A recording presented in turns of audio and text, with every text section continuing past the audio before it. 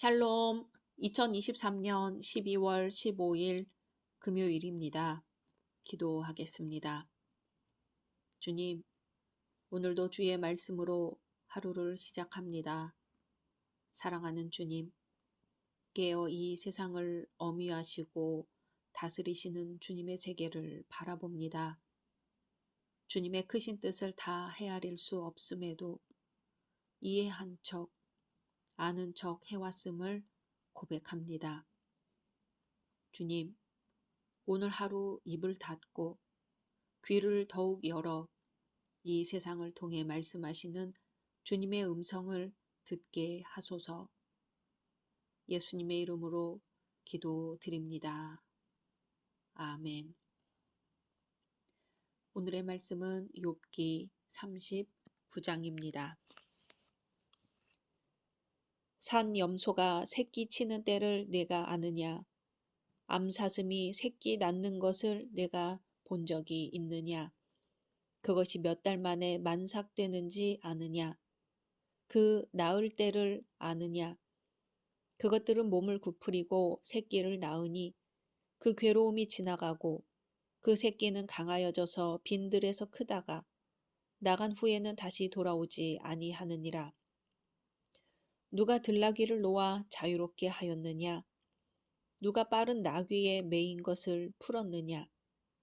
내가 들을 그것의 집으로 소금 땅을 그것이 사는 처소로 삼았느니라. 들나귀는 성읍에서 짖거리는 소리를 비웃나니 나귀치는 사람이 지르는 소리는 그것에게 들리지 아니하며 초장 언덕으로 두루다니며 여러 가지 푸른 풀을 찾느니라. 들소가 어찌 기꺼이 너를 위하여 일하겠으며 내 외양간에 머물겠느냐?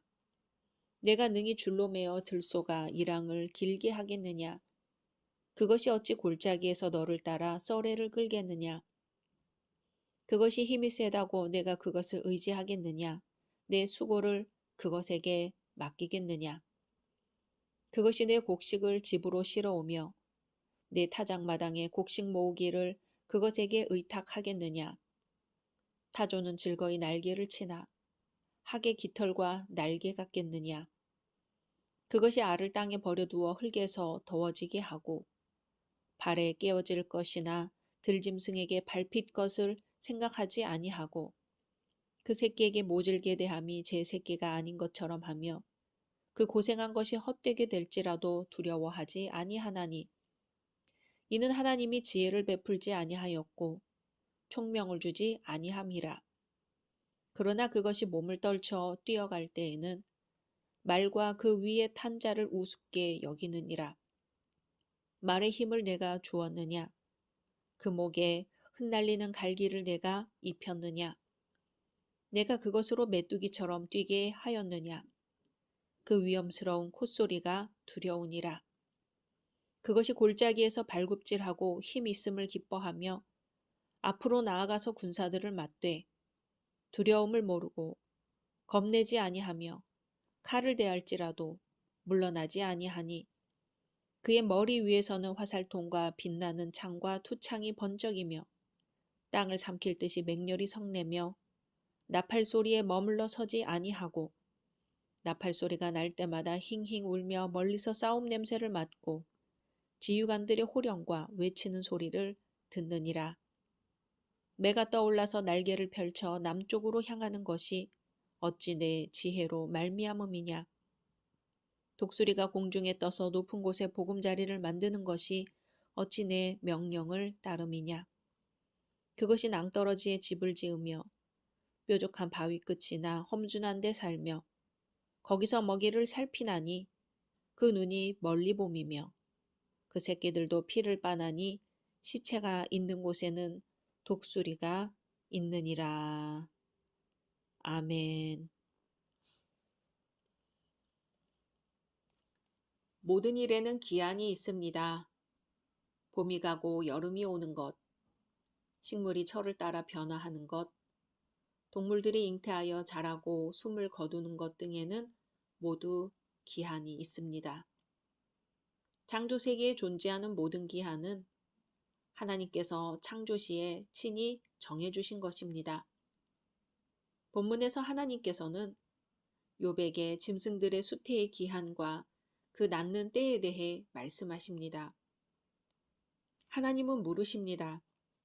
1절에 산 염소가 새끼 치는 때를 내가 아느냐? 암사슴이 새끼 낳는 것을 내가 본 적이 있느냐? 아멘. 확실히 모든 동물들의 잉태 기간은 신비스럽습니다. 오늘날은 산 염소가 새끼 치는 때와 암사슴의 새끼 낳을 기한, 그리고 그것이 만삭되는 때와 그 낳을 때를 얼마든지 밝혀낼 수 있습니다. 고래는 10개월에서 14개월, 낙타는 400일, 원숭이는 8개월, 고양이는 2개월, 쥐는 21일, 기타 모든 동물들의 잉태 기간은 이미 밝혀져 있습니다. 그러나 그 기한이 어떻게 정해졌는지, 왜 그런 기간이 정해졌는지에 대해서는 밝혀낼 수 없습니다. 그것은 하나님께서 정하셨지요. 창세기 1장 14절에 하나님이 이르시되 하늘의 궁창에 광명체들이 있어 낮과 밤을 나뉘게 하고 그것들로 징조와 계절과 날과 해를 이루게 하라 하였습니다. 그래서 지혜자는 말하기를 천하의 범사가 기한이 있고 모든 목적이 이룰 때가 있나니 날 때가 있고 죽을 때가 있으며 심을 때가 있고 심은 것을 뽑을 때가 있으며 죽일 때가 있고 치료시킬 때가 있으며 헐 때가 있고 세울 때가 있으며 울 때가 있고 웃을 때가 있으며 슬퍼할 때가 있고 춤출 때가 있으며 라고 했습니다. 그러므로 인간은 때와 기한을 스스로 고집해서는 안 됩니다. 물론 인간은 때와 기한을 자기의 선한 목적에 따라 계획할 수 있습니다. 그러나 자기가 정한 때와 기한을 너무 신뢰하거나 기대해서는 안 됩니다. 하나님께서는 일이 성취되어야 할 가장 좋은 시기를 우리보다 더 정확히 알고 계시기 때문입니다. 우리의 뜻대로는 안 될지라도 하나님께서는 가장 적절하고 좋은 시기에 우리의 계획과 소원을 만족하게 하실 것입니다. 때와 기한은 하나님께 있습니다. 사실 하나님께서 기한을 정하셨다는 사실 자체가 우리에게 소망입니다.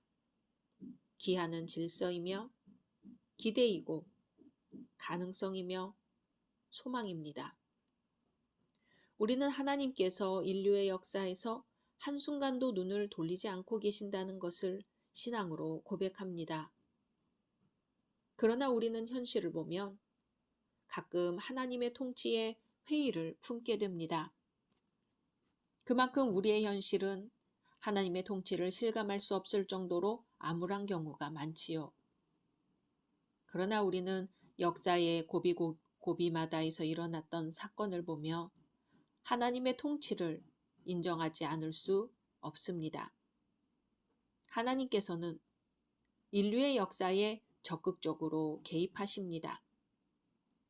하나님께서 인류사, 개인사에 적극 개입하는 시기를 헬라어로는 카이로스라고 합니다. 카이로스는 하나님이 강력하게 임재하는 시간입니다. 하나님의 나라, 하나님의 뜻이 이루어지는 시간입니다. 사단을 쫓아내는 시간입니다. 하나님의 역사를 이루어 가시는 시간입니다. 그러므로 우리는 이 카이로스를 통해서 힘을 얻습니다. 용기를 얻습니다. 카이로스를 통해 악인의 창성이 언제까지 계속될 수 없고 의인의 고난이 언제까지나 계속될 수 없습니다. 그래서 기한이라는 것은 우리의 소망의 시간이며 인내하는 시간이고 성장하는 은혜의 시간입니다. 하나님은 오늘 질문을 통해 욥에게 때와 기한을 가르치십니다. 짐승에게 잉태할 때가 있고 낳을 때가 있는 것처럼 욥에게도 좋을 때가 있고 고난의 때가 있으며 기쁨의 때가 있다는 것입니다. 인생이 하나님의 손에 달려 있다는 것입니다. 우리에 관한 모든 것이 하나님께 달려 있다면 우리는 희망을 가질 수 있습니다. 하나님은 영원하시고 불변하시기 때문입니다. 하나님은 이어 5절에서 말씀하십니다. 누가 들나귀를 놓아 자유롭게 하였느냐? 누가 빠른 나귀에 매인 것을 풀었느냐? 아멘. 길들여지지 않은 대개의 짐승들이 그렇듯이 들나귀도 온순하거나 얌전하지 않은 것이 특징입니다. 그러나 하나님께서는 이 제멋대로인 짐승을 속박하지 않으셨습니다. 자유를 허락하셨습니다. 인간도 마찬가지지요. 에덴 동산의 타락 이후 인간은 하나님의 품에서 떠났습니다. 그리고 무엇이든 제멋대로 하였습니다. 그러나 하나님은 들나귀에게 하신 것과 똑같이 인간에게 완전한 자유를 허락하셨으며 더 나아가 언약을 저버리고 범죄하여 죽게 된 인간들에게 독생자 예수 그리스도를 보내주셔서 영원한 생명의 길로 인도하셨습니다. 그것은 죄의 쇠사슬에 매여 있는 인생들에게 완전한 자유를 주시기 위한 조치였습니다. 또 하나님은 들나귀에게 처소를 허락하셨지요. 그 처소는 평화롭고도 넓은 들판이었습니다. 무릇 모든 산과 들의 짐승들에게는 그들이 거하는 처소가 있습니다. 하나님께서는 이러한 처소를 우리에게도 허락하셨습니다. 그러나 우리의 영원한 처소는 이 땅 위에 있지 않습니다. 하늘 위에 있습니다. 하나님의 처소가 하늘에 있으니 하나님의 자녀들인 우리들의 처소도 하늘에 있습니다. 하나님은 그러한 들나귀에게 먹을 것을 허락하십니다. 들나귀는 높은 산과 바위 틈을 두루 다니며 양식을 얻습니다. 그처럼 사람에게도 양식을 허락하십니다. 심지어 광야에서도 하늘에서 양식을 비같이 내리게도 하셨습니다. 그럼에도 불구하고 우리는 하나님께 일용할 양식을 구해야 합니다. 예수님께서 오늘날 우리에게 일용할 양식을 주옵시고 라고 기도할 것을 가르쳐 주셨기 때문입니다. 우리가 하나님으로부터 일용할 양식을 충분히 공급받기를 원한다면 우리는 육체의 땀을 흘려야 합니다. 욥에게 하시는 하나님의 질문을 듣고 있노라니 욥뿐만 아니라 우리도 참으로 아는 게 없습니다. 하나님의 말씀을 듣고 있노라니 사실 아는 게 뭐가 있을까 싶을 정도로 우리는 참으로 아는 게 없습니다. 어쩌면 우리가 아는 것이 없음을 알고 산다면 일이 더 쉽지 않을까요? 다른 사람과 어떻게 마음을 맞추어 가야 하는지 모르고 있는 것을 알았다면 잘 맞추어 보려고 더 애를 썼을 것입니다. 내가 방법을 사실은 잘 모르고 있다는 것을 알았다면 그 방법을 찾기 위해 더 묻고 더 헤아렸을 것입니다. 하지만 안다고 생각해서 상대가 미숙하고 부족해서라고 단정하고 결국 상대를 비난하는 것으로 일을 끝내버렸던 것은 아닐까요? 내가 모르는 것을 인정했다면 남편이나 아내와도 더 잘 지낼 수 있었을 것이고 내가 모르는 것을 알았다면 내 아이하고도 더 많은 교감을 이룰 수 있었을 것입니다. 내가 안다고 착각해서 얼마나 많은 상처를 주고 내가 안다고 착각해서 하나님과의 관계는 또 얼마나 자주 어긋났을까요? 오늘 하나님의 질문 앞에 서서 내가 모른다는 사실을 하나님 앞에 더욱 겸손하게 고백해야 할 것입니다. 각자 말씀 묵상하신 후 주기도문으로 마치겠습니다.